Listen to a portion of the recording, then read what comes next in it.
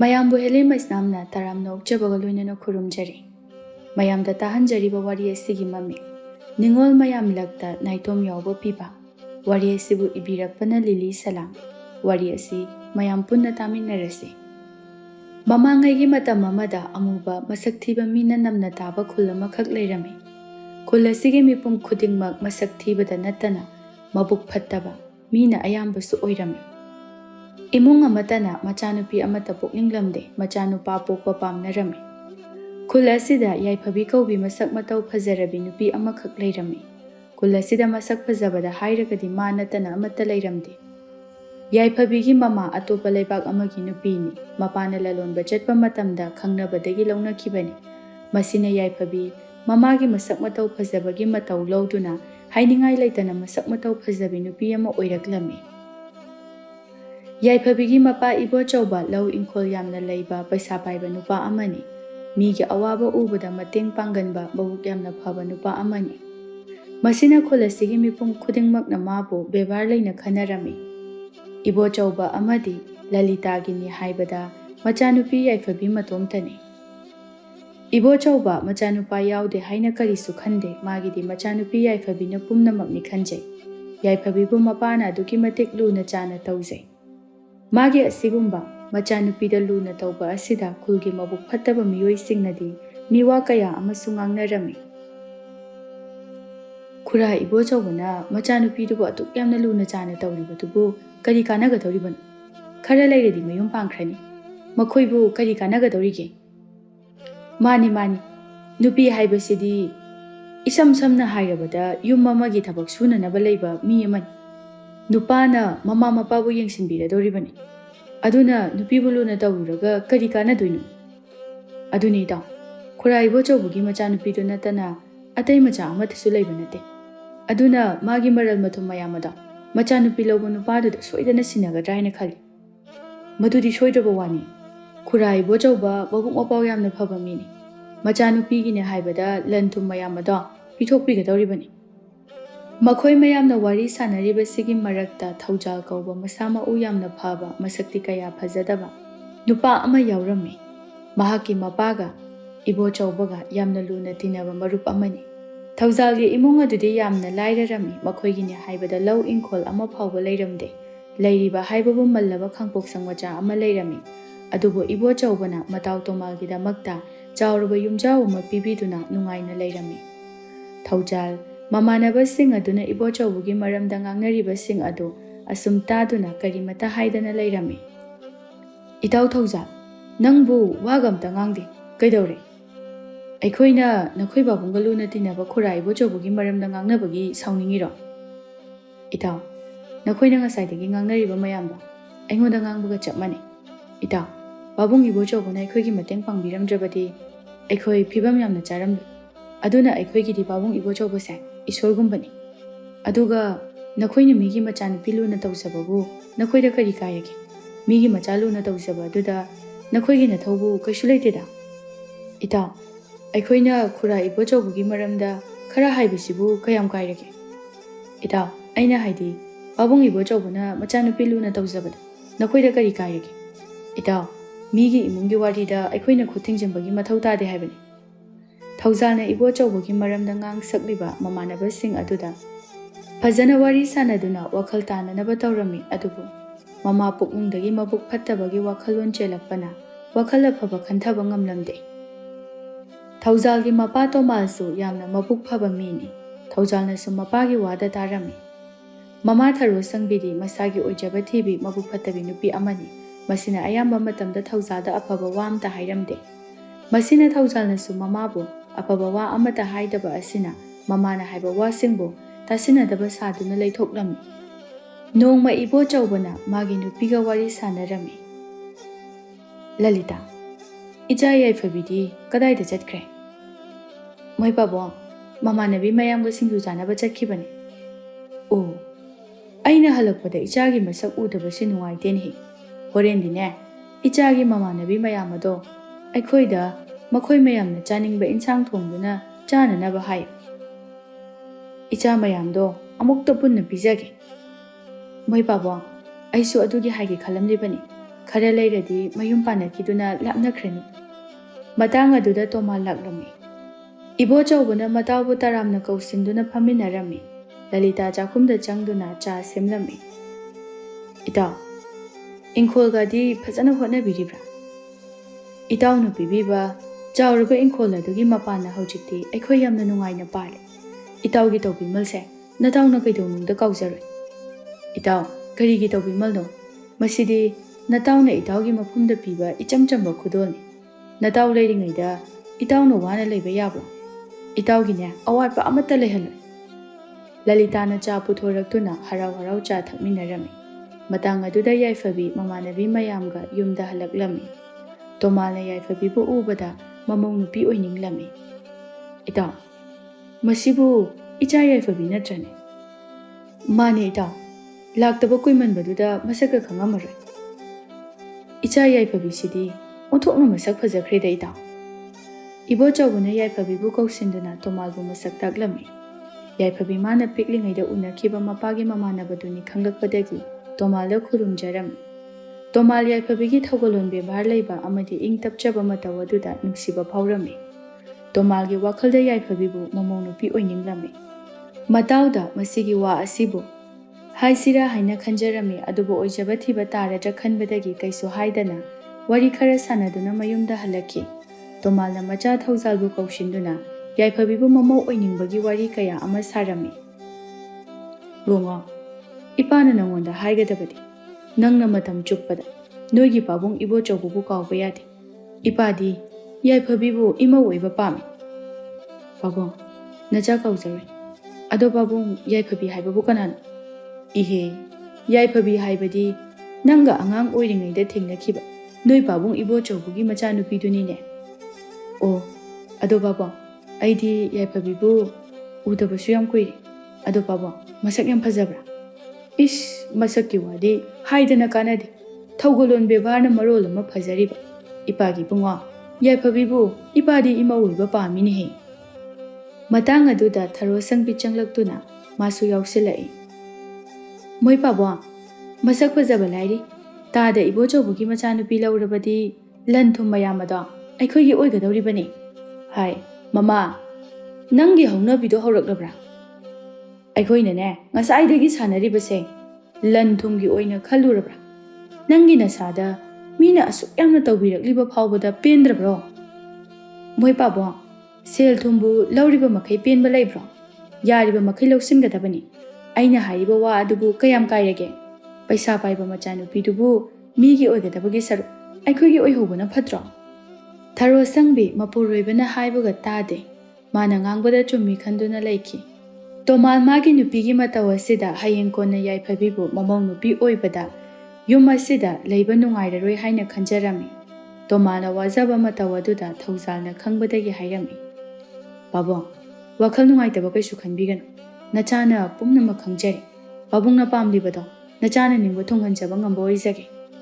Masi hairamduna thawjal ingkholda thabak suba chatkirami. Tomal amadi thawjalna ibo chawbuna pirakpa chawraba ingkol aduda sa yen amadi manamasing kaya thaduna makhoigi imung adu nungaina panjarami. Thawjal mapana yaifabigi wari tambada phawba nungsiba phawjarami adubu mana amukta phawba yaifabibudi uzadri. Mana kayamu yaifabi masak mataw phajabano haiba khangninglami. Nongma mataw khara hauduna yaifabigi mayumlomda laklami. Matam aduda yaifabi mamanabi kharaga thoklakpaga matang chanarami. Thawjalna yaifabibu ahanba hek uba maktada yaifabini haiba adum khangjarami. Thawjalna mamit phawba khapkani haiba kawthokpa makhai yaifabida adumak yengduna laikhre. Yaifabi amadi mata sing thawjalgi mataw adu ubada nokningba phawrami. Yaifabi, nupa asidi nang ubada mamit khappa phawba kawra mali. Masi haiduna mamanabi sing adu nokminnarami. Thawjal yaifabida wa kaya ama haininglami aduba haibadi ngamdana tumina leptuna yenglaga leihawi. Mana yamna khangningna lakminariba mamanabi singda hanglami. Itaw, hojikkido natro yaifabi hairido. Mani itaw, aikhoi khulgi masak mataw phajabada maming chatliba nupiduni. Nangdi aina naha makai masak phajabi nupi ama lei yengusi haibadi yadadaine. Hojikti pamamanine. As, itaw, aduna khangdringaidani.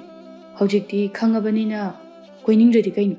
ꯏꯇꯥꯎ, ꯅꯪ amara ꯇꯧꯗꯨꯅ ꯅꯇꯥꯎꯒꯤ ꯑꯝꯇ ꯍꯥꯏꯅꯕꯤꯌꯨ. ꯏꯁ, ꯑꯩꯒꯤ ꯐꯥꯎꯕ ꯍꯥꯏꯕ ꯉꯝꯖꯗ꯭ꯔꯤꯉꯩꯁꯤꯗ ꯃꯥꯒꯤ ꯍꯥꯏꯕꯤꯌꯨꯒꯁꯨ ꯍꯥꯏꯔꯤ. ꯃꯗꯨꯒꯤ ꯋꯥꯗꯣ ꯑꯩꯉꯣꯟꯗ ꯍꯥꯏꯕꯤꯔꯛꯑꯅꯨ, ꯑꯩ ꯉꯝꯖꯔꯔꯣꯏ. ꯀꯅꯥꯅꯕꯨ ꯄꯥꯝꯃꯣꯏꯗꯣꯏꯅꯣ ꯌꯥꯏꯐꯕꯤꯒꯤ ꯃꯁꯛ ꯃꯇꯧ ꯑꯁꯤꯗ? ꯃꯁꯤꯗ ꯑꯍꯥꯟꯕ ꯍꯥꯏꯕ ꯃꯤꯅꯅꯦ ꯑꯗꯨꯝ ꯑꯣꯏꯅꯕ ꯇꯥꯕꯅꯤ. ꯑꯣ, ꯅꯪ ꯑꯩꯒꯤ ꯃꯇꯦꯡ ꯄꯥꯡꯕ ꯉꯝꯃꯔꯣꯏ? ꯑꯁ ꯊꯧꯖꯥꯜ, ꯑꯩꯅ ꯍꯥꯏꯕꯗꯒꯤꯗꯤ ꯅꯪꯅ ꯍꯥꯏꯕꯅ ꯍꯦꯟꯅ ꯌꯥꯔꯛꯀꯅꯤ ꯍꯥꯏꯕ. ꯃꯔꯝꯗꯤ ꯑꯩꯗꯤ ꯁꯛꯅꯒ ꯊꯤꯕꯅꯤ. ꯑꯩꯅ ꯍꯦꯛ ꯍꯥꯏꯔꯨꯕꯗ ꯀꯤꯗꯅ ꯆꯠꯈꯤꯅꯤ ꯍꯥꯏꯕ. ꯅꯪꯅ ꯍꯥꯏꯔꯗꯤ ꯅꯁꯛꯁꯨ ꯑꯗꯨꯝ ꯌꯦꯡꯕ ꯌꯥꯕꯅꯤꯅ ꯁꯣꯏꯗꯅ ꯌꯥꯕꯤꯔꯛꯀꯅꯤ. ꯑꯣ ꯌꯥꯔꯦ ꯌꯥꯔꯦ ꯈꯪꯖꯔꯦ. ꯅꯈꯣꯏ ꯃꯌꯥꯝꯒ ꯄꯨꯜꯂꯒ ꯀꯩꯕꯨ ꯀꯥꯟꯅꯗꯣꯏꯅꯣ? ꯅꯈꯣꯏꯒ ꯄꯨꯟꯗꯧ ꯁꯔꯨꯛꯄꯨꯗꯤꯅꯦ ꯑꯩ ꯍꯨꯏ ꯑꯃ ꯂꯣꯏꯖꯔꯨꯔꯒꯦ, ꯑꯗꯨꯅ ꯐꯔꯅꯤ. ꯃꯃꯥꯟꯅꯕ ꯃꯈꯣꯏ ꯃꯁꯦꯜꯗꯨ ꯌꯥꯏꯐꯕꯤꯗ ꯍꯥꯏꯅꯕꯒꯤ ꯋꯥꯔꯤ ꯀꯌꯥ ꯁꯥꯟꯅꯗꯨꯅ ꯆꯠꯈꯤ. ꯊꯧꯖꯥꯜ ꯌꯥꯏꯐꯕꯤꯕꯨ ꯎꯔꯨꯕ ꯃꯤꯀꯨꯞꯇꯒꯤ ꯇꯨꯝꯕ ꯆꯥꯕ ꯈꯪꯂꯝꯗꯦ. ꯌꯥꯏꯐꯕꯤꯕꯨ ꯎꯅꯤꯡꯗꯨꯅꯇ ꯂꯩꯔꯝꯃꯤ. ꯅꯨꯃꯤꯠ ꯈꯨꯗꯤꯡꯒꯤ ꯌꯥꯏꯐꯕꯤꯕꯨ ꯎꯕ ꯐꯪꯂꯕꯗꯤ ꯍꯥꯏꯅ ꯃꯈꯣꯏꯒꯤ ꯊꯣꯡꯒꯥꯜ ꯃꯅꯥꯛꯇ ꯂꯦꯞꯇꯨꯅ ꯉꯥꯏꯔꯒꯇ ꯂꯩꯔꯝꯃꯤ. ꯊꯧꯖꯥꯜ ꯋꯥꯗꯤ ꯍꯥꯏꯅꯤꯡꯅ ꯍꯥꯏꯕ ꯉꯝꯗꯅ ꯌꯥꯝꯅ ꯆꯥꯛꯅ ꯂꯦꯜꯂꯝꯃꯤ. ꯑꯁꯣꯝꯗꯅ ꯃꯇꯥꯎ ꯃꯌꯥꯝꯅ ꯃꯥꯕꯨ ꯊꯤꯅꯔꯝꯃꯤ.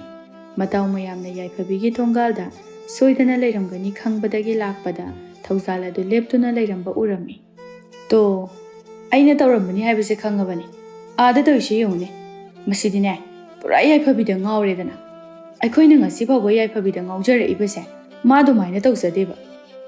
ꯏꯇꯥꯎ, ꯃꯥꯅ ꯈꯔ ꯍꯦꯟꯅ ꯅꯤꯡꯖꯕ ꯑꯣꯏꯔꯝꯒꯅꯤ. ꯏꯇꯥꯎ ꯊꯧꯖꯥꯜꯒꯤ ꯅꯤꯡꯕꯁꯦ ꯊꯨꯡꯍꯟꯕꯤꯔꯁꯦ. ꯑꯩꯈꯣꯏ ꯃꯌꯥꯝꯅ ꯌꯥꯏꯐꯕꯤꯗ ꯍꯥꯏꯅꯕꯤꯔꯁꯦ. ꯊꯧꯖꯥꯜ, ꯅꯪꯗꯤ ꯃꯐꯝꯁꯤꯗ ꯀꯩꯗꯧꯔꯤꯕ? ꯑꯩꯈꯣꯏꯅ ꯑꯁꯣꯝꯗ ꯅꯪ ꯀꯣꯏꯊꯤ ꯊꯤꯔꯤ. ꯑꯗꯨꯒ ꯅꯪꯅ ꯃꯐꯝ ꯑꯁꯤꯗ ꯌꯥꯝ ꯅꯨꯡꯉꯥꯏꯅꯒ ꯂꯩꯔꯝꯃꯤ. ꯏꯇꯥꯎ, ꯀꯔꯤ ꯊꯕꯛ ꯂꯩꯔꯒꯦ ꯑꯩꯕꯨ ꯊꯤꯔꯤꯗꯤ? ꯍꯥꯟꯅꯗꯤ ꯅꯨꯡꯇꯤꯒꯤ ꯍꯧ ꯂꯥꯛꯇ꯭ꯔꯗꯤ ꯀꯩꯒꯤꯅꯣꯅ ꯍꯥꯏꯔꯝꯕ ꯃꯥꯅ ꯍꯧꯖꯤꯛꯇꯤ ꯑꯩꯈꯣꯏꯒ ꯅꯤꯡꯁꯤꯡꯕꯤꯔꯛꯇꯕꯩ ꯋꯥꯅꯤꯅꯦ. ꯑꯄꯪ, ꯊꯣꯡꯒꯥꯟꯗ ꯂꯨꯝꯃꯒ ꯀꯩꯝꯇ ꯀꯥꯟꯅꯔꯣꯏ. ꯅꯪꯅ ꯑꯁꯨꯝꯅ ꯂꯨꯝꯗꯨꯅ ꯂꯩꯔꯒ ꯌꯥꯏꯐꯕꯤꯗꯣ ꯃꯤꯒꯤ ꯑꯣꯏꯈꯤꯕ ꯇꯥꯔꯦ. ꯑꯗꯨꯒꯤ ꯁꯔꯨꯛꯄꯨꯗꯤꯅꯦ ꯃꯁꯥꯗ ꯑꯣꯏꯅ ꯍꯥꯏꯒꯗꯕ. ꯏꯇꯥꯎ, ꯑꯩꯁꯨ ꯍꯥꯏꯒꯦ ꯈꯟꯗꯨꯅ ꯂꯩꯔꯛꯂꯤꯕꯅꯤ. ꯑꯗꯨꯗ ꯍꯥꯏꯕ ꯉꯝꯗꯕꯒꯤ ꯇꯧꯕꯅꯤ. ꯌꯥꯔꯦ ꯑꯄꯪ, ꯅꯪꯗꯤ ꯆꯥꯕꯗꯅꯤ ꯐꯔꯤꯕ. ꯂꯥꯛꯑꯣ ꯆꯠꯂꯁꯤ, ꯑꯩꯈꯣই ꯍꯥꯏꯅꯕꯤꯔꯒꯦ. ꯏꯇꯥꯎ, ꯑꯁꯦꯡꯕꯒꯤ ꯍꯥꯏꯅꯕꯤꯌꯨꯀꯣ. ꯃꯈꯣꯏ ꯃꯌꯥꯝꯅ ꯊꯧꯖꯥꯜꯒꯤꯗꯃꯛꯇ ꯌꯥꯏꯐꯕꯤꯒ ꯎꯅꯅꯕ ꯁꯤꯜꯂꯝꯃꯤ. ꯌꯥꯏꯐꯕꯤ ꯑꯃꯗꯤ ꯊꯧꯖꯥꯜ ꯐꯖꯔꯕ ꯂꯩꯀꯣꯜ ꯑꯃꯗ ꯎꯅꯔꯝꯃꯤ. ꯊꯧꯖꯥꯜ ꯌꯥꯏꯐꯕꯤ ꯎꯕꯗ ꯍꯥꯏꯅꯤꯡꯉꯥꯏ ꯂꯩꯇꯅ ꯏꯀꯥꯏꯕ ꯐꯥꯎꯔꯝꯃꯤ. ꯑꯗꯨꯕꯨ ꯃꯥꯅ ꯏꯀꯥꯏꯗꯕ ꯁꯥꯗꯨꯅ ꯌꯥꯏꯐꯕꯤꯕꯨ ꯅꯨꯡꯁꯤ ꯍꯥꯏꯕ ꯐꯣꯡꯗꯣꯛꯆꯔꯝꯃꯤ. ꯌꯥꯏꯐꯕꯤ ꯊꯧꯖꯥꯜꯒꯤ ꯏꯀꯥꯏꯊꯤꯕ ꯃꯇꯧ ꯑꯗꯨꯗ ꯅꯨꯡꯁꯤꯕ ꯑꯃ ꯐꯥꯎꯔꯝꯃꯤ. ꯌꯥꯏꯐꯕꯤꯁꯨ ꯆꯤꯡꯅꯕ ꯂꯩꯇꯅ ꯊꯧꯖꯥꯜꯅ ꯍꯥꯏꯔꯤꯕꯗꯨ ꯌꯥꯖꯔꯝꯃꯤ. ꯊꯧꯖꯥꯜ ꯍꯔꯥꯎꯕꯅ ꯂꯣꯏꯔꯦ. ꯌꯥꯏꯐꯕꯤ ꯍꯣꯏꯕꯨ ꯃꯌꯨꯝꯗ ꯊꯤꯜꯂꯝꯗꯨꯅ ꯃꯃꯥꯟꯅꯕꯁꯤꯡꯒ ꯃꯈꯣꯏꯒꯤ ꯏꯪꯈꯣꯜ ꯑꯗꯨꯗ ꯑꯦꯟꯁꯥꯡ ꯑꯍꯥꯎꯕ ꯑꯃ ꯊꯣꯡꯗꯨꯅ ꯆꯥꯃꯤꯟꯅꯔꯝꯃꯤ. ꯑꯁꯨꯝꯅ ꯅꯨꯃꯤꯠ ꯑꯁꯤꯗꯒꯤ ꯊꯧꯖꯥꯜ ꯑꯃꯗꯤ ꯌꯥꯏꯐꯕꯤ ꯈꯪꯅꯔꯝꯃꯤ. ꯅꯣꯡꯃ ꯅꯣꯡꯃꯒꯤ ꯃꯈꯣꯏ ꯑꯅꯤ ꯅꯨꯡꯁꯤꯅꯕ ꯍꯦꯟꯒꯠꯂꯛꯈꯤ. ꯅꯣꯡꯃ ꯈꯪꯍꯧꯗꯅ ꯌꯥꯏꯐꯕꯤꯒꯤ ꯃꯃꯥ ꯂꯂꯤꯇꯥ ꯃꯁꯥ ꯉꯝꯗꯕ ꯍꯧꯔꯛꯂꯝꯃꯤ. ꯏꯕꯣꯆꯧꯕꯅ ꯈꯨꯜꯒꯤ ꯃꯃꯤꯡ ꯆꯠꯄꯤ ꯃꯥꯏꯕꯤ ꯀꯌꯥꯗ ꯁꯦꯜ ꯄꯤꯗꯨꯅ ꯅꯦꯛꯂꯒ ꯃꯌꯨꯝꯗ ꯊꯝꯗꯨꯅ ꯃꯥꯒꯤ ꯅꯨꯄꯤꯕꯨ ꯐꯔꯕꯗꯤ ꯍꯥꯏꯗꯨꯅ ꯂꯥꯌꯦꯡꯍꯜꯂꯝꯃꯤ. ꯑꯗꯨꯕꯨ ꯂꯂꯤꯇꯥꯒꯤ ꯃꯁꯥꯗꯤ ꯏꯐ ꯐꯒꯠꯂꯛꯇꯦ. ꯃꯉꯣꯟꯗ ꯅꯥꯔꯤꯕ ꯂꯩꯅꯥ ꯑꯁꯤ ꯀꯔꯤꯅꯣ ꯈꯪꯕ ꯉꯝꯂꯝꯗꯦ. ꯈꯨꯜ ꯑꯁꯤꯗ ꯂꯥꯌꯦꯡꯕꯤꯅꯕ ꯃꯇꯤꯛ ꯆꯥꯕ ꯍꯤꯗꯥꯛ ꯂꯥꯡꯊꯛ ꯁꯦꯝ ꯁꯥꯕ ꯍꯩꯕ ꯃꯤꯁꯨ ꯏꯔꯩ ꯂꯩꯔꯝꯗꯦ. ꯈꯨꯜꯒꯤ ꯃꯥꯏꯕꯁꯤꯡ ꯑꯗꯨꯅ ꯏꯕꯣꯆꯧꯕꯗ ꯍꯥꯏꯔꯝꯃꯤ. ꯏꯕꯣꯆꯧꯕ, ꯅꯪꯒꯤ ꯅꯨꯄꯤꯁꯦ ꯑꯩꯈꯣꯏꯅ ꯂꯥꯌꯦꯡꯕ ꯉꯝꯂꯔꯣꯏ. ꯃꯥꯒꯤ ꯃꯁꯥ ꯑꯁꯦ ꯅꯣꯡꯃ ꯅꯣꯡꯃꯒꯤ ꯑꯁꯨꯝ ꯁꯣꯛꯆꯤꯜꯂꯛꯄ ꯍꯦꯜꯂꯛꯂꯦ. ꯏꯃꯥ ꯃꯥꯏꯕꯤ, ꯎꯄꯥꯏ ꯑꯃ ꯇꯧꯗꯨꯅ ꯑꯩꯒꯤ ꯅꯨꯄꯤꯕꯨ ꯑꯃꯨꯛꯇ ꯐꯅꯅꯕ ꯂꯥꯌꯦꯡꯕꯤꯌꯨ. ꯅꯈꯣꯏꯅ ꯄꯤꯌꯨ ꯍꯥꯏꯕ ꯁꯦꯜ ꯈꯨꯗꯤꯡꯃꯛ ꯑꯩ ꯄꯤꯖꯒꯦ. ꯏꯕꯣꯆꯧꯕ, ꯁꯦꯜꯒꯤ ꯋꯥ ꯅꯠꯇꯦ ꯃꯁꯤꯗꯤ. ꯑꯩꯈꯣꯏꯅ ꯀꯟꯕ ꯉꯝꯂꯔꯣই. ꯑꯗꯨꯕꯨ ꯐꯔꯦ, ꯅꯪꯅ ꯀꯟꯗꯕ ꯌꯥꯗꯦ ꯍꯥꯏꯔꯒꯅ ꯑꯩꯈꯣꯏꯒꯤ ꯊꯪꯅꯕꯗ ꯂꯩꯔꯤꯕ ꯂꯩꯕꯥꯛ ꯑꯁꯤꯗ ꯌꯥꯝꯅ ꯍꯤꯗꯥꯛ ꯂꯥꯡꯊꯛ ꯁꯦꯝꯕ ꯍꯩꯕ ꯆꯟꯗ꯭ꯔ ꯀꯧꯕ ꯃꯥꯏꯕ ꯑꯐꯥꯎꯕ ꯑꯃ ꯂꯩꯕꯅꯤ. ꯃꯥꯕꯨ ꯑꯃꯨꯛꯇꯪ ꯀꯧꯗꯨꯅ ꯌꯦꯡꯍꯜꯂꯨ. ꯌꯥꯏꯐꯕꯤ ꯃꯃꯥꯒꯤ ꯃꯇꯧ ꯑꯗꯨ ꯎꯕꯗ ꯌꯥꯝꯅ ꯋꯥꯖꯔꯝꯃꯤ.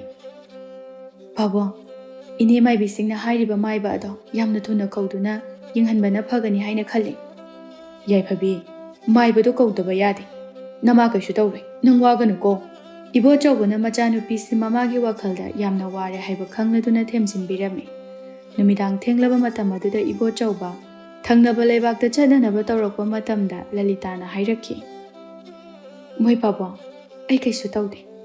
ꯑꯁꯨꯛ ꯊꯦꯡꯂꯕ ꯃꯇꯝ ꯑꯁꯤꯗ ꯂꯥꯞꯈ꯭ꯔꯕ ꯃꯤꯔꯝ ꯑꯗꯨꯗ ꯆꯠꯄꯤꯈꯤꯅꯨ. ꯂꯂꯤꯇꯥ, ꯑꯩ ꯍꯧꯖꯤꯛꯃꯛ ꯆꯠꯇꯨꯅ ꯃꯥꯏꯕ ꯑꯗꯨ ꯀꯧꯔꯨꯗꯕ ꯌꯥꯗꯦ. ꯅꯪ ꯑꯩꯒꯤ ꯀꯩꯁꯨ ꯈꯟꯒꯅꯨ, ꯑꯩ ꯊꯨꯅ ꯂꯥꯛꯀꯦ. ꯅꯠꯇꯦ ꯃꯣꯏ ꯄꯥꯕꯨꯡ, ꯆꯠꯀꯦ ꯍꯥꯏꯔꯕꯁꯨ ꯍꯌꯦꯡ ꯅꯣꯡꯉꯥꯜꯂꯒ ꯑꯣꯏꯅ ꯆꯠꯄꯤꯌꯨ. ꯅꯨꯃꯤꯗꯥꯡ ꯊꯦꯡꯂꯕ ꯃꯇꯝ ꯑꯁꯤꯗ ꯆꯠꯄꯤꯈꯤꯅꯨ.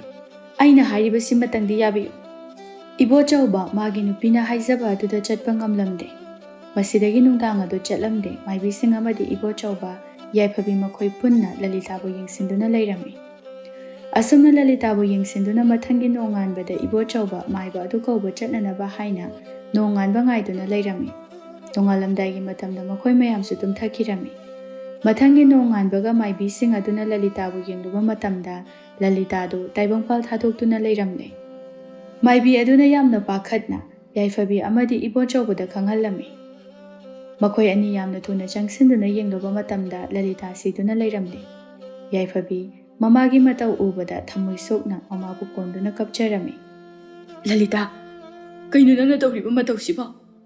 ꯅꯪ ꯑꯩꯈꯣꯏꯕꯨ ꯊꯥꯗꯣꯛꯇꯨꯅ ꯆꯠꯂꯒꯦ ꯈꯜꯂꯕ꯭ꯔꯣ? ꯏꯃꯥ, ꯅꯃꯤꯠꯇꯣ ꯑꯝꯇ ꯄꯥꯡꯊꯣꯛꯎ꯫ ꯑꯩ ꯏꯃꯥ ꯌꯥꯎꯗꯅ ꯀꯔꯝꯅ ꯂꯩꯍꯧ ꯍꯥꯏꯕꯅꯣ? ꯁꯦ, ꯃꯤꯠ ꯄꯥꯡꯉꯣ ꯏꯃꯥ꯫ ꯂꯩꯀꯥꯏꯒꯤ ꯃꯤꯌꯥꯝ ꯆꯪꯕꯤꯔꯛꯇꯨꯅ ꯂꯂꯤꯇꯥꯒꯤ ꯃꯊꯧ ꯃꯉꯝ ꯑꯗꯨ ꯄꯥꯡꯊꯣꯛꯂꯝꯃꯤ꯫ ꯃꯃꯥ ꯂꯩꯈꯤꯗ꯭ꯔꯕ ꯃꯇꯨꯡꯗ ꯌꯥꯏꯐꯕꯤ ꯆꯥꯛꯀ ꯑꯃꯠꯇ ꯆꯥꯗꯕ ꯃꯈꯩ ꯀꯞꯇꯨꯅ ꯂꯩꯔꯝꯃꯤ꯫ ꯏꯄꯥꯒꯤ ꯌꯥꯏꯐꯕꯤ, ꯅꯪꯅ ꯑꯁꯨꯝ ꯀꯞꯇꯨꯅ ꯆꯥꯒꯅꯤ ꯊꯛꯀꯅꯤ ꯈꯪꯗꯕ ꯃꯈꯩ ꯀꯞꯇꯨꯅ ꯂꯩꯔꯕꯗꯤ ꯅꯁꯥ ꯑꯗꯨ ꯌꯥꯔꯔꯣꯏ꯫ ꯇꯣ, ꯅꯪꯅ ꯏꯄꯥꯕꯨ ꯅꯨꯡꯁꯤꯔꯕꯗꯤ ꯆꯥꯛꯁꯦ ꯈꯔꯗ ꯑꯣꯏꯔꯕꯁꯨ ꯆꯥꯁꯤ꯫ ꯌꯥꯏꯐꯕꯤ ꯃꯄꯥꯅ ꯊꯦꯝꯖꯤꯟꯕꯤꯗꯨꯅ ꯆꯥꯛ ꯆꯥꯔꯝꯃꯤ꯫ ꯃꯃꯥꯟꯅꯕꯁꯤꯡꯅꯁꯨ ꯌꯥꯏꯐꯕꯤꯕꯨ ꯍꯥꯟꯅꯒꯤ ꯃꯇꯧꯒꯨꯝꯅ ꯍꯟꯖꯤꯜꯂꯛꯅꯅꯕ ꯍꯥꯏꯅ ꯃꯈꯣꯏ ꯃꯌꯥꯝ ꯂꯥꯛꯇꯨꯅ ꯍꯔꯥꯎ ꯍꯔꯥꯎ ꯋꯥꯔꯤ ꯋꯥꯇꯥꯏ ꯀꯌꯥ ꯁꯥꯔꯝꯃꯤ꯫ ꯑꯗꯨꯕꯨ ꯌꯥꯏꯐꯕꯤ ꯋꯥ ꯑꯝꯇ ꯉꯥꯡꯈꯤꯗ꯭ꯔꯦ꯫ ꯕꯦꯝꯃꯥ, ꯅꯈꯣꯏ ꯃꯌꯥꯝ ꯆꯪꯗꯨꯅ ꯌꯥꯏꯐꯕꯤꯁꯦ ꯑꯃꯨꯛꯇ ꯍꯥꯟꯅꯒꯤ ꯃꯇꯧꯗ ꯍꯟꯖꯤꯜꯍꯜꯂꯨ꯫ ꯏꯄꯥꯁꯦ ꯃꯥꯒꯤ ꯈꯟꯕꯗ ꯌꯥꯝꯅ ꯋꯥꯔꯦ꯫ ꯀꯔꯤ ꯇꯧꯒꯗꯕꯅꯣ ꯍꯥꯏꯕꯁꯨ ꯈꯪꯗ꯭ꯔꯦ꯫ ꯄꯥꯕꯨꯡ, ꯑꯩꯈꯣꯏꯁꯨ ꯏꯇꯥꯒꯤ ꯋꯥꯈꯜ ꯑꯋꯥꯕꯁꯤ ꯀꯥꯎꯊꯣꯛꯅꯕ ꯍꯥꯏꯅ ꯐꯅ ꯀꯟꯅꯗꯤ ꯍꯣꯠꯅꯕꯅꯤ꯫ ꯑꯗꯨꯕꯨ ꯀꯔꯤꯃꯠꯇ ꯀꯥꯟꯅꯗ꯭ꯔꯦ꯫ ꯑꯗꯣ ꯄꯥꯕꯨꯡ, ꯅꯆꯥꯅ ꯈꯟꯕꯗ ꯂꯝꯕꯤ ꯑꯃꯗꯤ ꯂꯩꯔꯦ꯫ ꯕꯦꯝꯃꯥ, ꯀꯔꯝꯕ ꯂꯝꯕꯤꯅꯣ? ꯄꯥꯕꯨꯡ, ꯏꯇꯥ ꯌꯥꯏꯐꯕꯤꯁꯦ ꯈꯨꯔꯥ ꯇꯣꯃꯥꯜꯒꯤ ꯃꯆꯥꯅꯨꯄꯥ ꯊꯧꯖꯥꯜꯒ ꯈꯪꯅꯕꯅꯤ꯫ ꯑꯗꯨꯅ ꯃꯈꯣꯏ ꯑꯅꯤ ꯂꯨꯍꯣꯡꯊꯣꯛꯂꯕꯗꯤ ꯃꯥꯒꯤ ꯋꯥꯈꯜ ꯑꯋꯥꯕꯁꯦ ꯁꯣꯏꯗꯅ ꯀꯥꯎꯊꯣꯛꯀꯅꯤ ꯍꯥꯏꯕ ꯈꯟꯖꯩ꯫ ꯐꯔꯦ ꯐꯔꯦ, ꯑꯗꯨꯗꯤ ꯑꯩ ꯉꯁꯤꯃꯛ ꯆꯠꯇꯨꯅ ꯍꯥꯏꯔꯨꯔꯒꯦ꯫ ꯅꯈꯣꯏ ꯃꯇꯝ ꯈꯔꯗꯤ ꯋꯥꯔꯕꯁꯨ ꯋꯥꯅ ꯅꯇꯥꯕꯨ ꯈꯔ ꯌꯦꯡꯁꯤꯟꯕꯤꯌꯨ ꯏꯆꯥꯁꯤꯡꯅ꯫ ꯍꯣꯏ ꯄꯥꯕꯨꯡ꯫ ꯏꯕꯣꯆꯧꯕꯅ ꯃꯇꯥꯎ ꯇꯣꯃꯥꯜꯒꯤ ꯃꯅꯥꯛꯇ ꯆꯠꯇꯨꯅ ꯋꯥꯔꯤ ꯄꯨꯝꯕ ꯂꯤꯗꯨꯅ ꯂꯨꯍꯣꯡꯕꯒꯤ ꯃꯇꯝ ꯂꯦꯞꯅꯔꯝꯃꯤ꯫ ꯑꯁꯨꯝꯅ ꯁꯤꯟꯗꯨꯅ ꯍꯧꯖꯤꯛꯇꯤ ꯌꯥꯏꯐꯕꯤ ꯊꯧꯖꯥꯜꯒ ꯂꯨꯍꯣꯡꯂꯝꯃꯤ꯫ ꯌꯥꯏꯐꯕꯤ ꯃꯄꯥꯕꯨ ꯊꯥꯗꯣꯛꯂꯝꯒꯅꯤ ꯈꯟꯕꯗ ꯅꯨꯡꯉꯥꯏꯖꯔꯝꯗꯦ꯫ ꯑꯁꯨꯝꯅ ꯍꯧꯖꯤꯛꯇꯤ ꯌꯥꯏꯐꯕꯤ ꯇꯣꯃꯥꯜꯒꯤ ꯃꯃꯧ ꯅꯨꯄꯤ ꯑꯣꯏꯗꯨꯅ ꯌꯥꯝꯅ ꯅꯨꯡꯉꯥꯏꯅ ꯂꯩꯔꯝꯃꯤ꯫ ꯏꯕꯣꯆꯧꯕꯅ ꯃꯥꯒꯤ ꯂꯟ ꯊꯨꯝ ꯈꯨꯗꯤꯡꯃꯛ ꯊꯧꯖꯥꯜꯗ ꯂꯣꯏꯅ ꯄꯤꯊꯣꯔꯛꯂꯝꯃꯤ꯫ ꯃꯆꯥꯅꯨꯄꯤꯅ ꯅꯨꯡꯉꯥꯏꯅ ꯂꯩꯈꯤꯅꯕ ꯍꯥꯏꯅ ꯃꯥꯒꯤ ꯑꯔꯩꯕ ꯃꯔꯜ ꯈꯨꯗꯤꯡꯃꯛ ꯄꯤꯊꯣꯛꯂꯝꯃꯤ꯫ ꯏꯇꯥꯎ, ꯅꯪꯅ ꯑꯁꯨꯛ ꯌꯥꯝꯕ ꯂꯟ ꯊꯨꯝ ꯃꯌꯥꯝ ꯑꯁꯤ ꯑꯩꯈꯣꯏꯗ ꯂꯣꯏꯅ ꯁꯤꯟꯅꯕꯤꯔꯤꯕꯁꯦ ꯌꯥꯝꯃꯟꯈ꯭ꯔꯦ꯫ ꯏꯇꯥꯎꯅ ꯍꯥꯟꯅꯗꯒꯤ ꯄꯤꯕꯤꯕ ꯈꯔ ꯑꯁꯤꯅ ꯌꯥꯖꯔꯦ꯫ ꯍꯧꯖꯤꯛ ꯐꯥꯎꯕ ꯏꯇꯥꯎꯒꯤ ꯂꯃꯟ ꯁꯤꯡꯕ ꯂꯣꯏꯕ ꯉꯝꯗ꯭ꯔꯤ꯫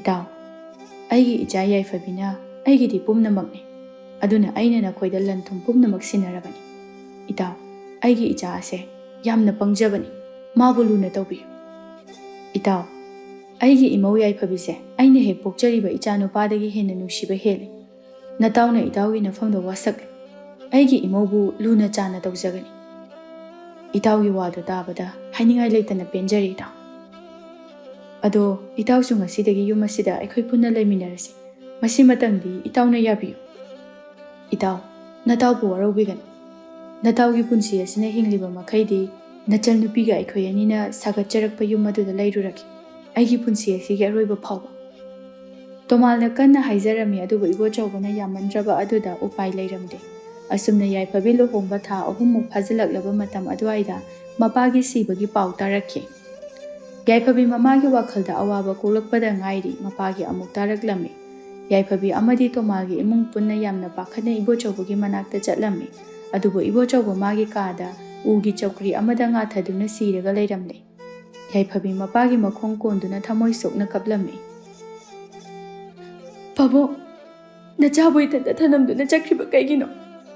ꯄꯥꯕꯨꯡꯅ ꯆꯠꯀꯦ ꯍꯥꯏꯔꯗꯤ ꯅꯆꯥꯕꯨꯁꯨ ꯄꯨꯕꯤꯈꯤꯕ ꯌꯥꯗꯕ꯭ꯔꯣ? ꯇꯣꯃꯥꯜ ꯃꯇꯥꯎꯒꯤ ꯃꯇꯧ ꯑꯗꯨ ꯎꯕꯗ ꯌꯥꯝꯅ ꯊꯃꯣꯏ ꯁꯣꯛꯂꯝꯃꯤ꯫ ꯑꯣ ꯏꯇꯥꯎ, ꯅꯪꯗꯤ ꯏꯆꯜ ꯂꯂꯤꯇꯥꯒꯤ ꯃꯇꯨꯡ ꯏꯟꯗꯨꯅ ꯆꯠꯂꯕ꯭ꯔꯥ? ꯏꯇꯥꯎ, ꯃꯊꯪꯒꯤ ꯃꯄꯣꯛ ꯍꯥꯏꯕꯗꯨꯅ ꯂꯩꯔꯝꯂꯕꯗꯤ ꯑꯩꯈꯣꯏ ꯑꯅꯤ ꯑꯃꯨꯛ ꯃꯔꯨꯞ ꯑꯣꯏꯅ ꯊꯦꯡꯅꯈꯤꯁꯤ꯫ ꯑꯁꯨꯝꯅ ꯃꯈꯣꯏ ꯃꯌꯥꯝ ꯆꯪꯗꯨꯅ ꯏꯕꯣꯆꯧꯕꯒꯤ ꯃꯊꯧ ꯃꯉꯝ ꯄꯥꯡꯊꯣꯛꯂꯝꯃꯤ꯫ ꯍꯧꯖꯤꯛꯇꯤ ꯌꯥꯏꯐꯕꯤ ꯃꯃꯥ ꯃꯄꯥ ꯑꯃꯠꯇ ꯂꯩꯇ꯭ꯔꯦ꯫ Magi wakhal adu nungaifam khangdana lairami. Tomal mamau nupibu yamna luna tawzarami. Imau ibema. Nangbu awaba wakhaldu kharasu kauthokbane. Miyoiba haibase punchi chuppa hingduna sum layu haiba yara. Aikhoisu nongma natraga nongmadi sigadaba ngaktani. Aduna hojikti hinghoriba aikhoigi khangadabani. Nang kapkanuko ipa lairingaida imaugi mittagi pi tabase ipa yamna nungaiti. Asamna tomalna mamau nupibu themjinbibadagi hojikti yaifhabi magi wakhalda awaba pumnama kauthokpa tamlakli. Nongma nongma haukibana hojikti yaifhabi machanupi masak matau phajarabi amakhak phangjarami. Tomal masunupi ama phangjabasida yamna haraujarami. Thaujal amadi yaifhabisu yamna haraujarami adubu tharo sangbidi nupi poglakpa asida yamna saunninglami. Tomalna masunupibu yengjaduna hairami. Aigi isu asidi onthoknasu phajakreda. Mapu oina isugi ming ase Linthoinganbi haina kaurabani. Tomalna masunupi adugi maming Linthoinganbi kaubirami. Unjami yam kauduna chaklena masinduna masunupi ama phangsabagi haraubu phungdoklami. Tharo sangbi mapuroibana tawribasing asi yamna yaninglamde. Masunupigi damakta sel kokthong ama tingthoe haibagi saurami magi wakhalda. Machanupa asida khara insindrabadi yararoi haina khanjarami. Numit asidagi tharo sangbina thaujalbu hu kamsinba haurami. Thaujal mamana hairiba wadu lauramde. Thaujalna machanupi Linthoinganbibu nungsiba phaurami adubu mamanabasignadi mabu machanupi poe haina inthokpa haurakpa asida magi wakhaldo khara hongba hauraklami. Tomal masunupiga sanaminaduna yamna harauna leijarami. Hojikti Linthoinganbi pungkak chaurakli wakhal tarakli. Isu ibema pupu nang asidi isubu phajaba mafam amada pubigadawribani. Pupu kayamuk yamna phajaba mafamno. Yamna phajakraba janida machu machugi lei kaya loina sari. Tomalna masubu khulgi phajaraba mafam kayada pubiduna wakhalau singthokpa wari kaya libirami. Asumna nongma nongma haukiduna hojikti yaifhabi machanupi ngakta mari muksurami. Thaujal machanupi ngakta pokpa asida yamna saurami. Yaifhabida ngangba chaiba tawraklami. Ai ichanupa pame haiba natro. Ichanupina kari kanagadawribanu. Nupidi yumgi thabak sunanaba leiba minaigumbani. Idi nang lauruduna imanaba kayana ibu pap cheli haina tongana inthokpiri. Nang hojima nachanupising asi puduna chakhurchak. Kainu tamona haibiribasiba. Ichanupising asi isorna aikhoyanigi damakta pibirakpa. Mamal yamnaba khudol ngaktani. Masida tamona ichanupisingbu asuk yamna tathiribasibu karigino. Masibu aigi kari irang. Matam aduda tharo sangbi amuk changsalakduna chaibi ngangbirami. Karigi isorna piba ibema nangse isori sa phanglaba manglaba mi amani.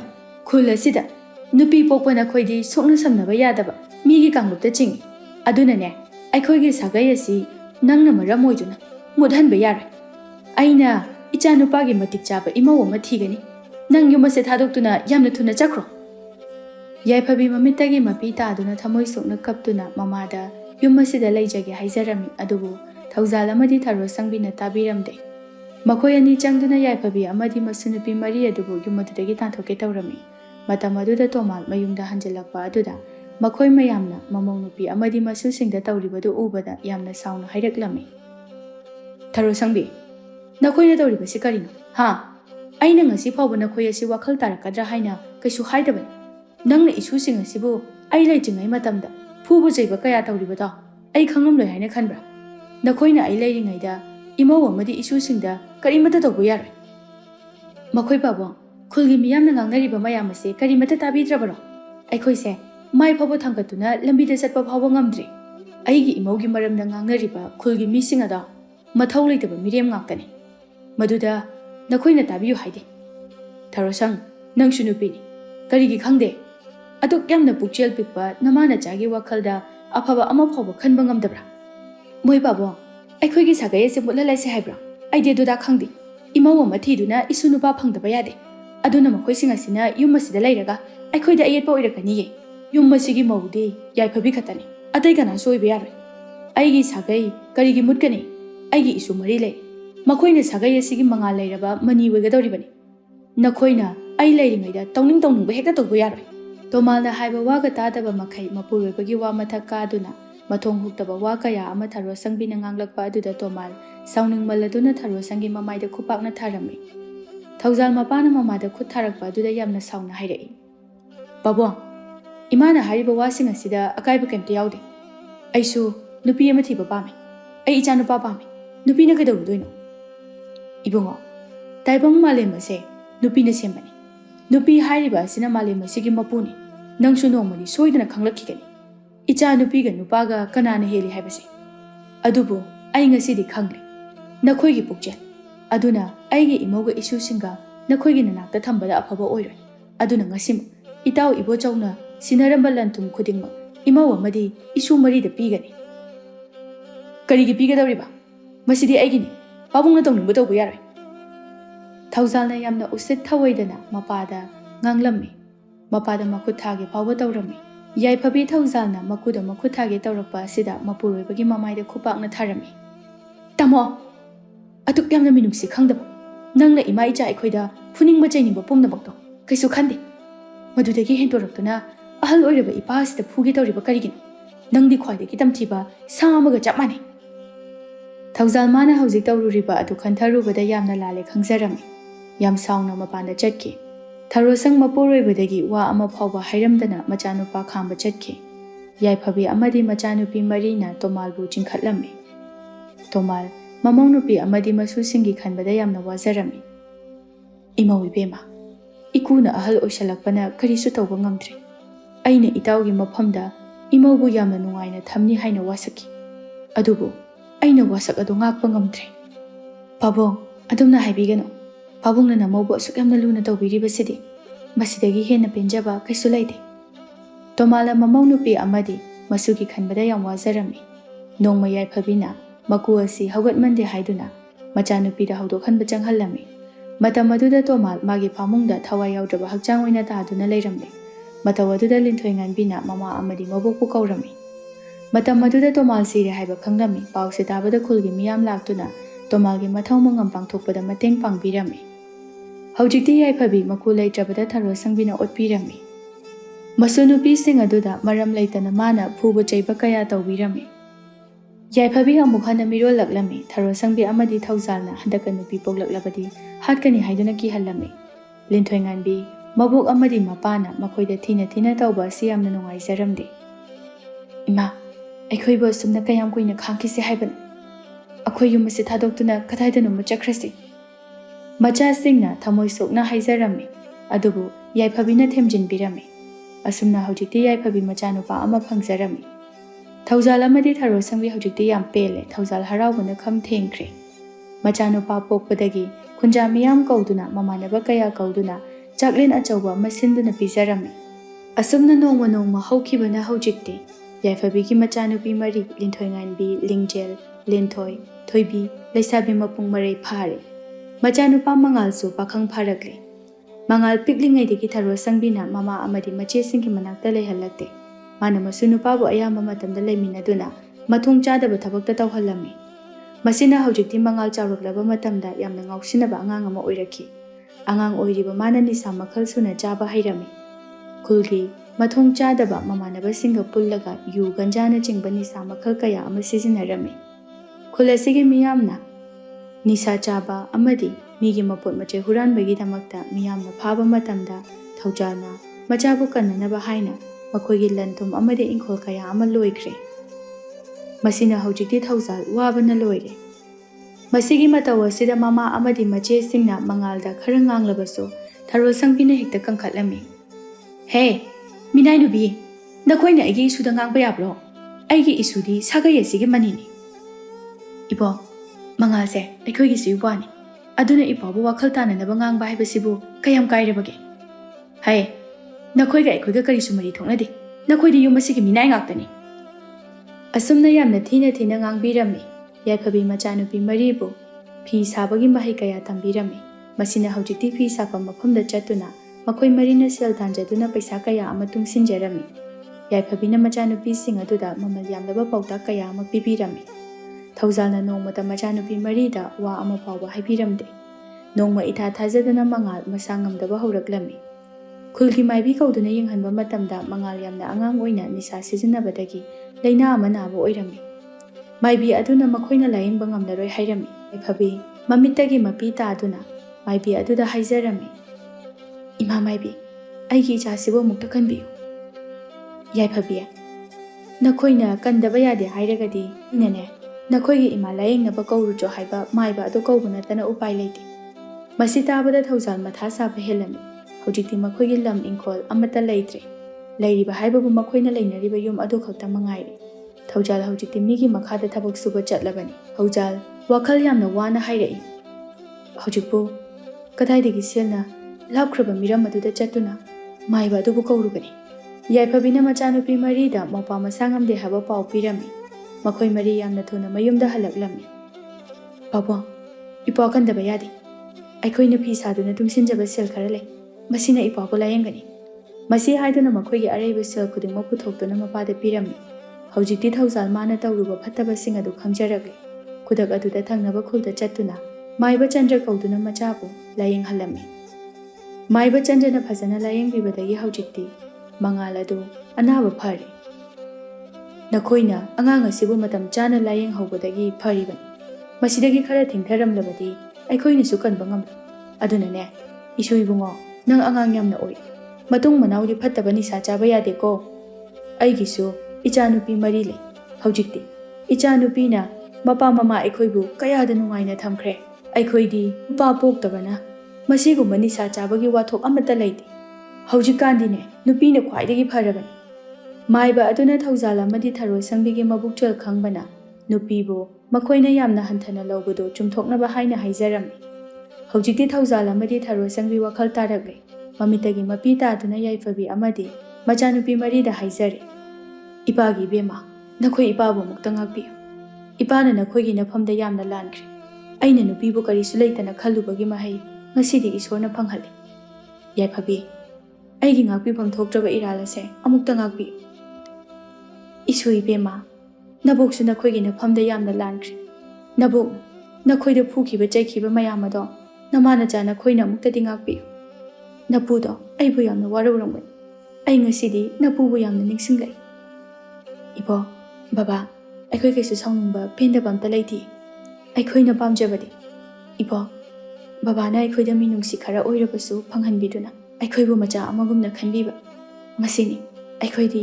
ꯃꯁꯤꯗꯒꯤ ꯑꯍꯦꯟꯕ ꯀꯩꯁꯨ ꯄꯥꯝꯗꯦ꯫ ꯑꯁꯨꯝꯅ ꯅꯨꯃꯤꯠ ꯑꯁꯤꯗꯒꯤ ꯊꯧꯖꯥꯜꯅ ꯃꯆꯥꯅꯨꯄꯤꯁꯤꯡꯕꯨ ꯃꯆꯥꯅꯨꯄꯥꯗꯒꯤ ꯍꯦꯟꯅ ꯂꯨꯅ ꯇꯧꯕꯤꯔꯝꯃꯤ꯫ ꯃꯆꯦ 4ꯅ ꯃꯧꯄꯥꯕꯨ ꯐꯖꯅ ꯌꯦꯡꯁꯤꯟꯕꯤꯗꯨꯅ ꯑꯐꯕ ꯑꯉꯥꯡ ꯑꯃ ꯑꯣꯏꯍꯟꯗꯨꯅ ꯃꯇꯤꯛ ꯆꯥꯕ ꯃꯤ ꯑꯃ ꯑꯣꯏꯅꯅꯕ ꯁꯦꯝꯂꯝꯃꯤ꯫ ꯍꯧꯖꯤꯛꯇꯤ ꯃꯆꯥꯅꯨꯄꯤꯁꯤꯡꯅ ꯃꯈꯣꯏꯒꯤ ꯌꯣꯟꯈ꯭ꯔꯕ ꯂꯝ ꯏꯪꯈꯣꯜ ꯄꯨꯝꯅꯃꯛ ꯂꯩꯁꯤꯟꯗꯨꯅ ꯍꯥꯟꯅꯒꯨꯝꯅ ꯄꯩꯁꯥ ꯄꯥꯏꯕ ꯏꯃꯨꯡ ꯑꯃ ꯑꯣꯏꯗꯨꯅ ꯌꯥꯝꯅ ꯅꯨꯡꯉꯥꯏꯅ ꯑꯋꯥꯠꯄ ꯑꯃꯠꯇ ꯂꯩꯇꯅ ꯄꯥꯟꯈꯤꯔꯝꯃꯤ꯫